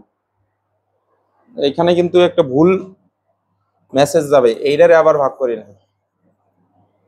অর্থাৎ হাইড্রোকার্বনের এই বিষয়গুলোর উপর ভিত্তি করে চারটা বিষয়ের উপর ভিত্তি করে ভাগ করা হয়েছে, বা শ্রেণী বিভাগের প্যাটার্ন পাওয়া যায়।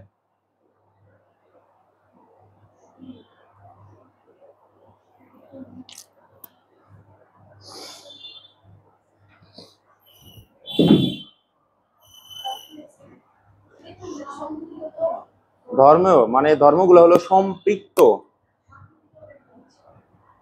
ধর্ম আর অসম্পৃক্ত ধর্ম।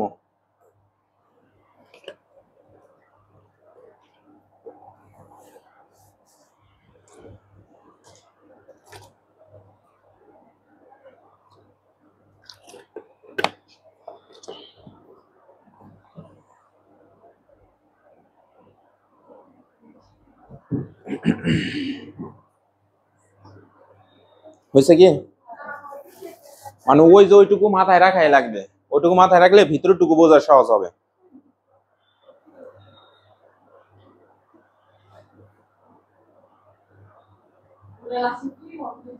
হ্যাঁ, ত্রিবন্ড মানে তিনটা বন্ধন।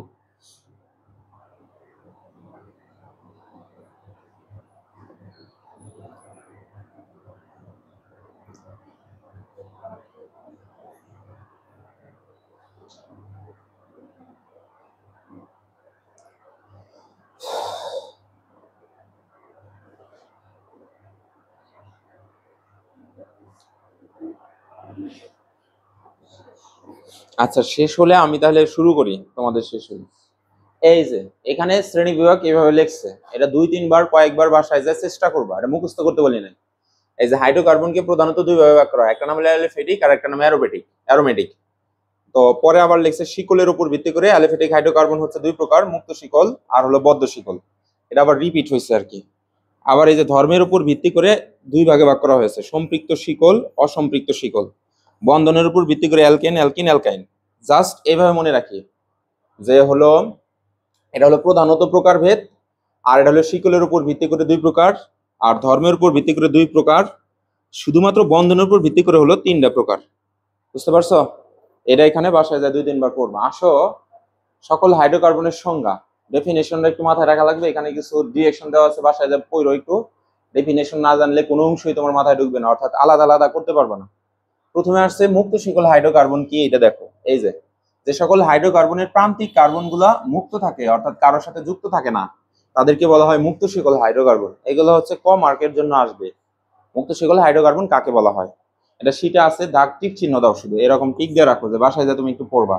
তাহলে দেখো এই পুরাটাই যদি একটা শিকল হয়, আসলে যে একটা শিকল সেটা কিভাবে বুঝতেছি, যেমন ধরো এই পুরাটুকুকে যদি এইরকম একটা শিকলের অংশ বানাই, পরের অংশ তাহলে এই যে এরকম আছে, তারপরের অংশ আবার ধরো এইভাবে আছে, তারপরের অংশ আবার এইভাবে আছে। শিকল গুলা তো এই যে একটা আরেকটার সাথে এইভাবেই থাকে নাকি? তাহলে দেখো এই যে এখানে একটা শিকলের জোড়া লাগা, এটা একটা শিকলের জোড়া লাগা। তো প্রান্তিক কার্বন এইটা আর এইটা দুইজনে ফ্রি অবস্থায় আছে, অর্থাৎ দুইজন দুজনের সাথে যুক্ত হয় না। অর্থাৎ আমার হাত ধরো এই পাশ থেকে এই পর্যন্ত, এটা হলো ওপেন চেইন, মানে দুইজন মুক্ত। দুজনে যে পাশাপাশি আইসা এই যে দুইজন দুজনের সাথে বন্ড গঠন করলো, এখন এটা হলো ক্লোজ চেইন, মানে মাঝখানে একটা ক্লোজ সিস্টেম তৈরি হলো। তো পরবর্তীতে লিখছে বদ্ধ শিকল বা অ্যালিফ্যাটিক হাইড্রোকার্বন বা অ্যালিসাইক্লিক হাইড্রোকার্বন।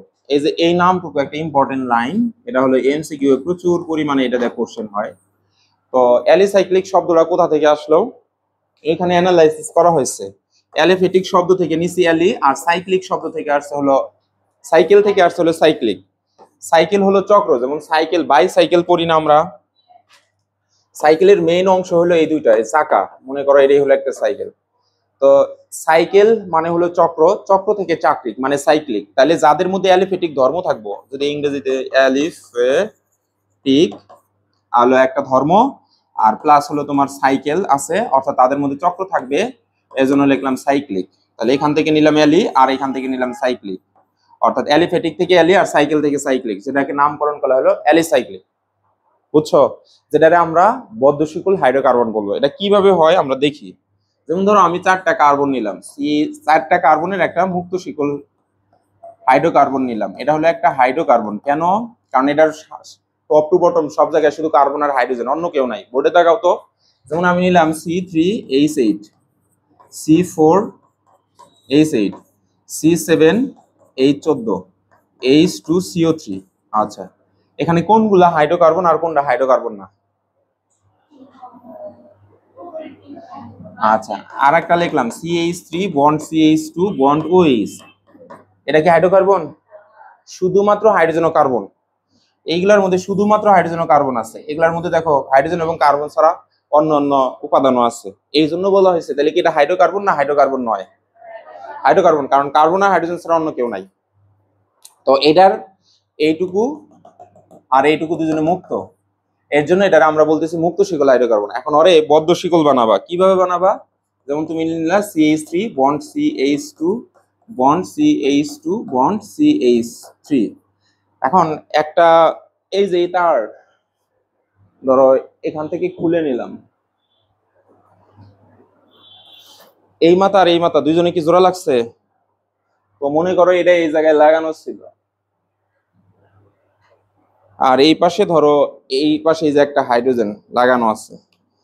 এখন এই দুজন যতই কাছাকাছি যাই, এরা কি জোড়া লাগছে? জোড়া লাগার জন্য ওর এই জায়গাটা ফাঁকা করলাম, হয়েছে ফাঁকা। আবার ওইখান থেকে ওর খুলে আসতো আইসা এই যে রং জোড়া লাগতে হবে। তার মানে আমরা যদি বদ্ধ শিকল তৈরি করি, মানে ক্লোজ সিস্টেম, তাহলে প্রান্তিক কার্বন থেকে হাত ফাঁকা করা লাগবে। তাহলে ধরো আমি এটারে ধরো এরকম সোজা ছিল, জোড়া লাগবে থেকে ওইখানে এসে দাঁড়াইলো, ওই জায়গায় এসে দাঁড়াইলো। এখন কি জোড়া লাগছে? জোড়া লাগে নাই।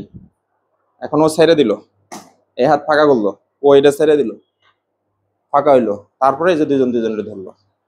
তো সেই হিসাবে আমি ধরো কি করলাম, এটা CH2 লিখলাম, এই CH2 লিখলাম। এই জিনিসটা এরকম সোজা ছিল, অরে এরকম ছিল, অরে যেতে এরকম নিচের দিকে নামাবো। তাহলে নিচের দিকে নামাইলে এরকম CH3, এটা এইদিকে ছিল, এইদিকে নামাইলাম, এটা হলো তোমার CH3। এরকম হয় না? এখনো কি দুজন জোড়া লাগছে? জোড়া লাগার জন্য কন্ডিশন কি? হাত ফাঁকা করা। হাত কি করা? ফাঁকা করা। তো মনে করো এইবার আমি এদের এইখানে নিয়ে আসলাম, এই হাইড্রোজেন 3টার এবার বিন্যাস বিন্যাস করে দেই। অর্থাৎ ধরো, আচ্ছা তাহলে এখানে কয়টা কার্বনের কয় হাত আছে এখানে? এই যে 1 হাত, 2 হাত, 3 হাত, 4 হাত। 1 হাত, 2 হাত, 3 হাত, 4 হাত, অর্থাৎ CH3 মানে এখানে একটা এইচ, এখানে একটা এইচ, এখানে একটা এইচ, এই জায়গায় একটা এইচ, এই জায়গায় একটা এইচ, এই জায়গায় একটা এইচ। ওরা কি জোড়া লাগতে পারবে? আর হাত ফাঁকা করা লাগবে না, একজনের যে ধরবো, যেমন আমার একজনের রাস্তায় দেখা হয়েছে, এখন হাতের মধ্যে এই হাতেও ব্যাগ, এই হাতেও ব্যাগ, এখন আমার সালাম দিল, সে হাত আগে দিল, তখন ব্যাক সাইডে দিয়ে হাত ফাঁকা করে এরকম করি, তাই না? তো ওই রকম ভাবে এখন এই জায়গা থেকে তুমি একটা হাইড্রোজেন সরাবা, তো হাইড্রোজেন কি ওর হাত রেখা যাবে না ওর হাত সহ চলে যাবে? হ্যাঁ, ওর হাতটুকু ও নিয়েই যাবে। তো আমি ধরো তোমার বুঝানোর জন্য আর কি এটা করতেছি, পরে তো এগুলো এমনি বোঝা লাগবো। তো আমি ধরো এরকম করলাম, আহ কি করলাম রে, এইখান থেকে, আচ্ছা হ্যাঁ, ও ওরকম করলে তো তাইলে হবো না, কারণ হইলো একটু মাথায় রেখো, মানে একটু বেশি করা লাগবে। হ্যাঁ, আচ্ছা বোর্ডে দেখো। হ্যাঁ, 4টায় তো শুরু করি আমি, আজকে একটু লেট করছে সবাই, এরপরে আগামী ক্লাস ঠিক 4টায় শুরু হবে, যে পরে আসবে সে পড়বে। তাহলে ধরো এই যে এইখান থেকে এইটুকু আমি সরে এনে আসলাম, এই যে এই জায়গায় এনে রাইখা দিলাম, এই জায়গা থেকে এই হাইড্রোজেনটা সরে এনে আসলাম, এটা এই যে এই পাশে আসলো, তাহলে এই যে ওরা দুইজনে আবার জোড়া লাগিয়া, দেখো এইচ আর এইচ দুইজনে জোড়া লাগলো, লাগিয়া এই জায়গায় হয়ে গেল, এই দুজনে মিলে হলো এই যে এইচ হয়ে গেল না, বুঝছো তো? এখন এই যে ও হাত ফাঁকা হয়েছে, ওর হাত ফাঁকা হয়েছে, এখন এই যে ওরা দুইজনে কি করবো, এইভাবে আইসা এই যে জোড়া লাগলো, এই যে এটা হলো তোমার হচ্ছে বদ্ধ শিকল। তাহলে এটার স্ট্রাকচারটা এখন কেমন হবে? ধরো এই জায়গায় তো CH2 আছে, ভালো কথা, লিখলাম CH2, এখানেও CH2 আছে, লিখলাম CH2, এই বন্ড দিলাম, এইটা আর এইটা মিলে হলো এখানে CH2, এই যে একটা নতুন বন্ড হলো দিয়ে দিলাম, এই দিকে হলো তোমার এই যে CH2, এই যে এটা হলো তোমার একটা বদ্ধ শিকল যৌগ। কারণ কি, কারণ এই যে দেখো, ও ওর সাথে যুক্ত, ওর সাথে যুক্ত, এখানে কোনো প্রান্তিক কার্বন মুক্ত অবস্থায় নাই, ঠিক আছে? তো এটারে যেরকম আমরা এই যে এরকম লিখছিলাম, এরকম স্টিক দিছিলাম, মনে আছে? এটারেও এখন এরকম একটা স্টিক, নৈর্ভিত্তিক পরীক্ষায় যায় দেখবো এরকম খালি একটা ঘর রয়েছে। কোনটা এটা? ও আচ্ছা, এটা হচ্ছে তোমার পরমাণু সম্মিলিত বন্ধন, বন্ড স্টাইল বা বন্ড স্ট্রাকচার, বুঝছো? এখন এটার যদি আণবিক স্ট্রাকচার নিয়ে আসি, যেটার মধ্যে শুধু পরমাণু সংখ্যা নির্দেশ করে, কোনো গঠন নির্দেশ করে না, তাহলে কেমন হয় দেখো, 1 2 3 4, এই দিলাম C4, 2 আর 2 4, আর 2 6, আর 2 8, এই দিয়ে দিলাম তোমার 8, এই যে এটা হলো তার আণবিক সংখ্যা। এগুলো সামনে আসতেছে, একটু নৈর্ভিত্তিক সলভ করবো যখন, তখন বুঝবো। তাহলে 3 কার্বনের যদি আমি বলি মুক্ত শিকল কেমন হবে, এই যে এটা খেয়াল করো, এই যেটা হলো 3 কার্বনের মুক্ত শিকল। এখন যদি এটা বদ্ধ করি, তাহলে এই যেটা হলো ত্রিভুজের মতো স্ট্রাকচার, কিভাবে আসলো দেখো, এই CH2 রইলো, থাক সমস্যা নাই, অরে যেতে নিচে নামাইলাম, এইখানে আসলো, অরে এই পাশ থেকে যেতে বা চাপ দিয়ে নিচে নামাইলাম, পরে এদিকে একটা হাইড্রোজেন আর এদিকে একটা হাইড্রোজেন কি হয়ে যাবো, বের হয়ে যাবো না? বের হইয়া ধরো CH2 হলো, এখান থেকে একটা বের হয়ে যায় CH2 হলো, পরবর্তীতে এই যে জোড়া লাগলো, এটা আমরা এই স্ট্রাকচার করি। তাহলে মুক্ত শিকল বদ্ধ শিকল নিয়ে কারো সমস্যা আছে? আচ্ছা, তো এই যে এখানে শীটের মধ্যে এরকম সুন্দর করে এই যে প্রসেস দেওয়া হয়েছে, 4টার নিচের দিকে নামাইছি, তারপর এখানে লেখা হয়েছে, দেখো এই যে হাইড্রোজেন গুলো বের করে দেওয়া হইতেছে, তাই হাত পাকা হইলো, পরবর্তীতে ওই হাতগুলো জোড়া লাগলো, এখানে রিডিং একটু বাসায় যে পড়বা। এবার আসে সম্পৃক্ত অ্যালিসাইক্লিক। সম্পৃক্ত মানে কি, কোশ্চেন আসবে, যাদের মধ্যে হচ্ছে শুধুমাত্র একক বন্ধন থাকবে, এই যে লেখা আছে, যে সকল চাকরি যোগে শুধুমাত্র হচ্ছে কার্বন কার্বন একক বন্ধন থাকে, তাদেরকে বলা হবে সম্পৃক্ত অ্যালিসাইক্লিক হাইড্রোকার্বন। এই যে এই চক্রের মধ্যে কোনো দ্বিবন্ধন আছে? নাই, এখানে একক বন্ধন একক বন্ধন, এটা হলো সম্পৃক্ত অ্যালিসাইক্লিক। আচ্ছা, এখানে একটা পয়েন্ট মনে হয় বাদ পড়ছে, দেখো তো তোমাদের বইয়ের মধ্যে নামকরণ নিয়ে কোনো কিছু আসছে? আচ্ছা আচ্ছা, এখানে কেরোসিন এবং মোমের মূল উপাদান কোনটি বলো তো? হাইড্রোকার্বন। আচ্ছা, হাইড্রোকার্বন। তারপরে সাইক্লো বিউটিনের সংকেত কোনটা, এই যে একটা প্রশ্ন, সাইক্লো বিউটিনের সংকেত কোনটা শীটের মধ্যে দেখো, হুম, পেজ নাম্বার 8, 8 নাম্বার পেজ ধরো একটু।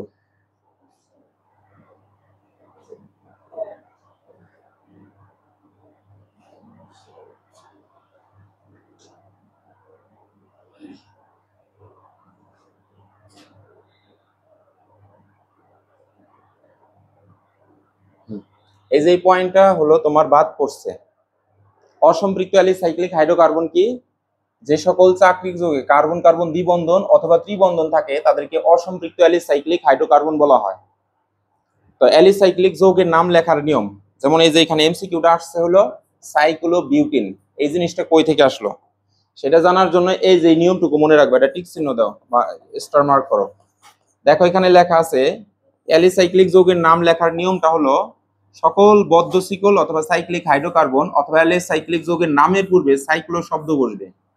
সাইক্লো শব্দটা থাকবে কেন? কারণ সে হলো চাকরিক যৌগ, সেটা প্রকাশ করবে সে। আচ্ছা, লেখার নিয়ম কি? এই যে এটা হলো rule, cyclo plus root name plus ANE অথবা ইএনই অথবা ওয়াইএনই সমান সমান অ্যালিসাইক্লিক যৌগের নাম। কখন এএনই দিবা, কখন ইএনই দিবা, আর কখন ওয়াইএনই দিবা নিচে লেখা আছে। যদি সবগুলোর মধ্যে কার্বন কার্বন একক বন্ধন থাকে তাহলে হবে এএনই, আর যদি কার্বন কার্বন দ্বিবন্ধন থাকে তাহলে দিতে হবে ইএনই, আর একটা যদি ট্রিপল বন্ড থাকে তাহলে হবে ওয়াইএনই। কারণ অ্যালকিনের হচ্ছে কার্বন কার্বন একক বন্ধন। আমরা যদি বেসিক অ্যানালাইসিস করি এই যে এরকম A L K A N E, A L K Y N E, A L K E N E.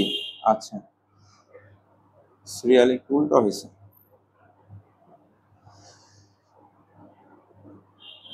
আচ্ছা, এটারে যদি অ্যানালাইসিস করি তাহলে এটারে ভাঙলে আমরা পাবো হচ্ছে এ এল কে প্লাস এ এন ই, আর এইটারে যদি ভাঙি পাইতেছিল এ L K E N E, আর এইটারে যদি অ্যানালাইসিস করি এ এল কে ওয়াই এন। আচ্ছা দেখো, এটা হচ্ছে কোনটা? যদি কার্বন কার্বন একক বন্ধন থাকে তাহলে নামের শেষে এ এন ই থাকবে, বুঝছো? আর যদি কার্বন কার্বন দ্বিবন্ধন থাকে, একটা দ্বিবন্ধন, তাহলে নামের শেষে থাকবে হলো ই এন ই। আর যদি ট্রিপল বন্ড থাকে কার্বন কার্বন তাহলে নামের শেষে হবে ওয়াই এন ই। আর সামনে সবগুলোর একই অংশ অ্যালোক অ্যালোক অ্যালোক। তাহলে হাইড্রোকার্বনের যে ওই যে তিনটা বন্ডের কথা বললাম সেটার অ্যানালাইসিস হলো এটা। বাসায় যে একটু লিখে নিবা। তাহলে সেই হিসাবে এখানে যে নিয়মটার কথা বলা হইলো, যদি তুমি দেখো যে হলো কার্বন কার্বন দ্বিবন্ধন আছে তাহলে নামের শেষে দিবা হলো ইএনই, আর যদি দেখো ট্রিপল বন্ড আছে তাহলে দিবা ওয়াইএনই, মানে হলো এটা বাংলায় উচ্চারণ হয় আইন, আর এটা বাংলা উচ্চারণ হয় ইন, আর এটা বাংলা উচ্চারণ হয় এন। মনে থাকবে? আচ্ছা, তো এখানে যে নৈর্ব্যতিকটা আসছে সেটা হলো সাইক্লোবিউটেন। তাহলে এটা আলাদা করি, লিখলাম সাইক্লো, তারপর আসলে বিউট, লিখলাম বিইউটি বিউট, আর এই যে রাজশয়ীকার অর্থাৎ ওয়াইএনই। আচ্ছা, আর যদি বলো বাংলা অ্যানালাইসিস করেন তাহলে এরকম হবে সাই, ধরো ক্লো, ও সাইক্লোবিউটেন না, আচ্ছা ইএনই, সাইক্লোবিউটিন বিউটিন।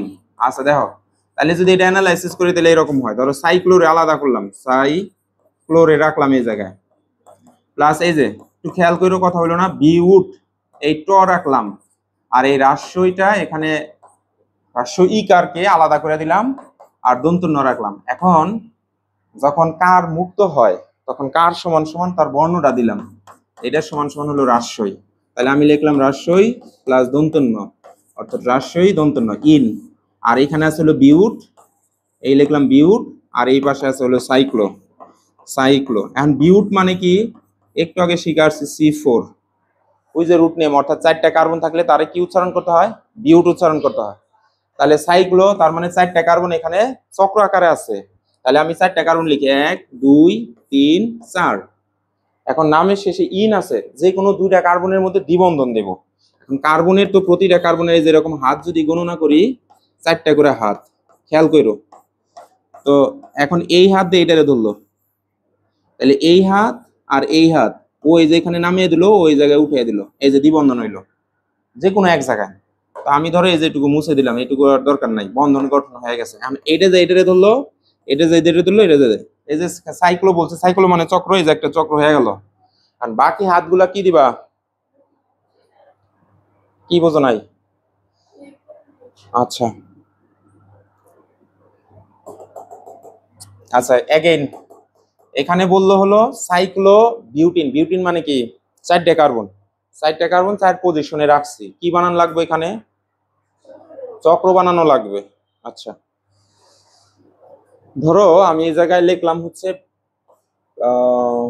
সাইক্লো বিউট এএনই, বিউটেন এখানে লিখলাম সাইক্লো BUENE, আর এই জায়গায় লিখলাম সাইক্লো BUTYNE। আচ্ছা, এটারে যদি ভাঙি তাহলে নাম আসছে হলো সাইক্লো প্লাস বিউট প্লাস ANE। এটারে যদি ভাঙি পাই হলো cyclo plus BUT plus ENE। এটারে যদি ভাঙি তাহলে সাইক্লো প্লাস BUTYNE। আচ্ছা, বিউট মানে হলো C4, মানে 4টা কার্বন থাকা লাগবে। বিউটি মানে C4, 4টা কার্বন থাকা লাগবে। বিউটি C4, 4টা কার্বন থাকা লাগে, মানে 3টা যৌগের মধ্যেই কয়টা করে কার্বন আছে। তাই আমি এখানে যে 1টা কার্বন, 2টা কার্বন, 3টা কার্বন, 4টা কার্বন লিখলাম। 1 2 3 4, 1 2 3 4 লিখলাম। এখন এটার নাম হলো ANE, মানে এটা কোথা থেকে আসলো? ALKANE, অ্যালকেন থেকে। অ্যালকেন মানে হচ্ছে কার্বন কার্বন একক বন্ধন।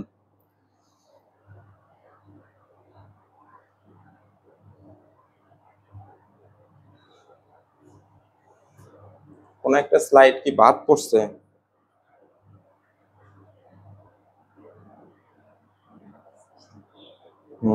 মনে হয় বাদ পড়ছে।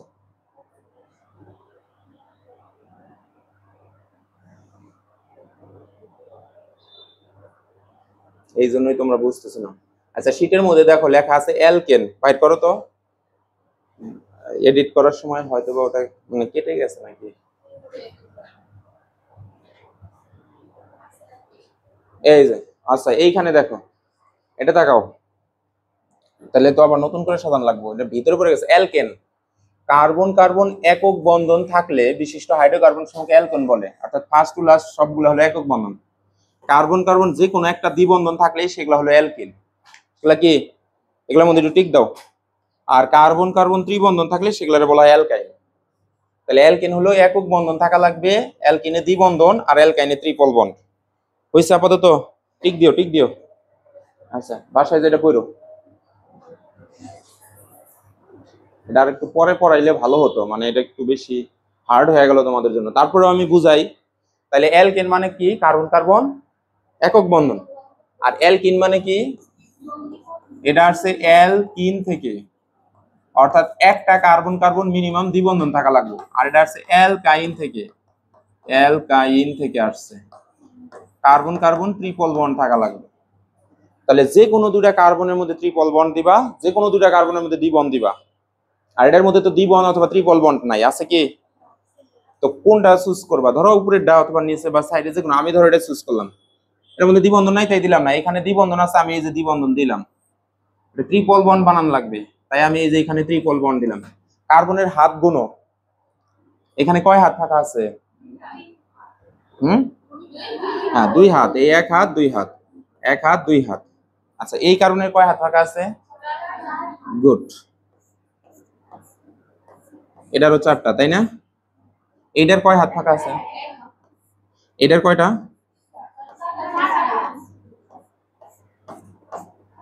আচ্ছা, এই যে 1 2 3 4, 1 2 3 4 হয়েছে। এবার এখন এগুলা তো 4টা করে হাত ফাঁকা আছে।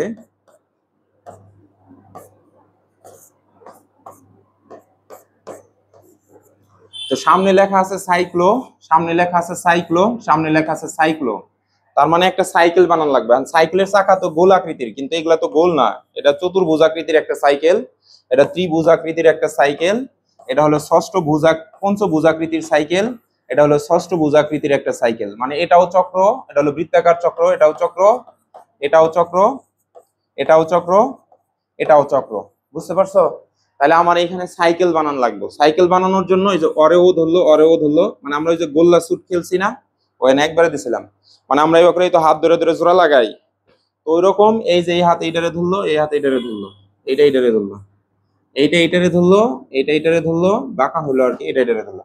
এখন হাত যেগুলা ফাঁকা আছে, প্রথমে চক্র বানানোর পরে যে হাতগুলা ফাঁকা আছে, মানে হচ্ছে এক কার্বন বিশিষ্ট চক্র বানাইলাম, এক বন্ধন বিশিষ্ট চক্র বানাইলাম, একটা দ্বিবন্ধন বিশিষ্ট চক্র বানাইলাম, ত্রিবন্ধন বিশিষ্ট চক্র বানাইলাম। বানানোর পরে যে হাতগুলো আছে সেই হাতগুলোর মধ্যে কি দেব? Nitrogen, fluorine, chlorine, hydrogen. কি দেব? হাইড্রোজেন, কারণ এরা কি হাইড্রোকার্বন। তাহলে বাকি হাতগুলো এইচ দ্বারা পূরণ করি, এই যে এইচ দ্বারা পূরণ করলাম। আচ্ছা, এটা যদি বুঝতে এখনো সমস্যা হয়, এটা পানির মতো ক্লিয়ার হবো যখন তোমরা এই যে এই পেজটা পড়বা। এই যে এখানে দেওয়া আছে, আমরা হচ্ছে অ্যালকেনের অ্যানালাইসিস আছে, এই পর্যন্ত আমরা যাই নাই। গেলে একটু এই যে যেমন এই যে কিভাবে শিকল গঠন করতে হয় এখানে লেখা আছে। হাইড্রোকার্বনের মোট কার্বন সংখ্যা দ্বারা কার্বন কারণ একক বন্ধনের মাধ্যমে একটা কঙ্কাল শিকল গঠন করতে হবে, স্টেপ 2। তারপর বাকি হাতগুলো এইচ দ্বারা পূরণ করতে হবে। এগুলো হচ্ছে আগামী ক্লাসে একটু পড়াবো নি, একদিনে সব শেষ করা সম্ভব না। তো এই যে এখানে যেটা করতেছিলাম, হ্যাঁ, তাহলে এখানে এই যে হাইড্রোজেন দিলাম, তারপরে এই যে বাকি হাতগুলো আমরা এইচ দ্বারা পূরণ করলাম, এই যে এইচ দ্বারা পূরণ করে দিলাম। ওইটার কয়টা হাত ফাঁকা আছে? এইগুলার কি কোনো হাত ফাঁকা আছে? তার মানে ওখানে কোনো হাইড্রোজেন ইন হবে না। তাহলে আমি এই যে জায়গায় হাইড্রোজেন দিলাম, এখানে হাইড্রোজেন দিলাম, এই জায়গায় হাইড্রোজেন দিলাম। তাহলে এটার স্ট্রাকচার কেমন হয়? এখন হাতগুলো চাপিয়ে দাও। তাহলে এটার স্ট্রাকচার হবে হলো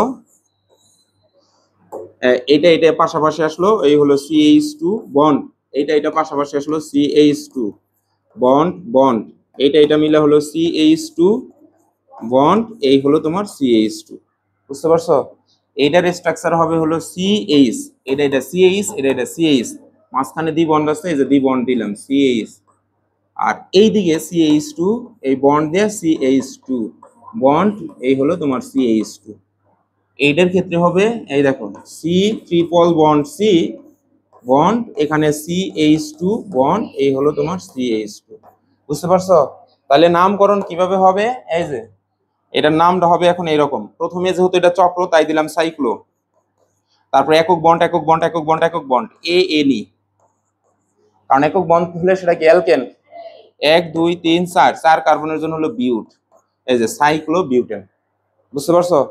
এটার ক্ষেত্রে এই চক্র দিলাম সাইক্লো প্লাস এটা রুট নেম 1 2 3 4, 4 এর জন্য দিলাম বিউট প্লাস দ্বিবন্ধন আছে তার জন্য ইএনই, তাহলে এটার নাম হবে সাইক্লো বিউটিএনই বিউটিন।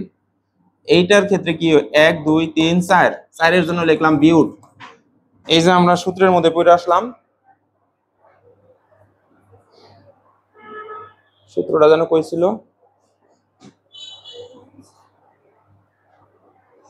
এই যে সূত্রের মধ্যে লেখা আছে হলো প্রথম হলো সাইক্লো, তারপরে রুট নেম, তারপরে বন্ধনের উপর ভিত্তি করে আমি এনি দেবো না ইএনি দেবো সেটা, তাহলে রুট নেম দিলাম, রুট নেমের শেষে দিলাম হচ্ছে এটা যেহেতু ট্রিপল বন্ড আছে তাই হলো ওয়াইএনি দিলাম, আর এটা যেহেতু চাকরি সামনে দিয়ে দিলাম হলো সাইক্লো, তাহলে এটার নাম হবে হলো সাইক্লো বিউটিওয়াইএনি বিউটাইন, সাইক্লো বিউটাইন। বুঝতে পারছি? HW লেখা নাও।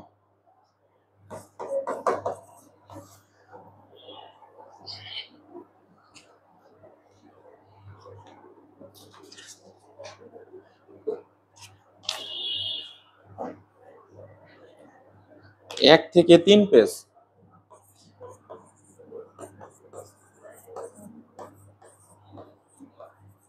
খাতার মধ্যে একটু লিখে নিলে ভালো হবে, বাসায় যে আইডিয়া থাকবে যে কোনটা স্যারে কিসের জন্য পড়তে বলছে।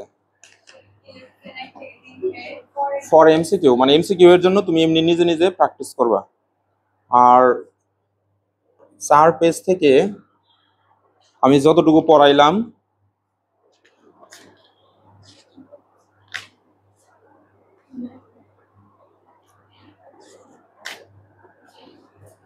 দশ পেজ পর্যন্ত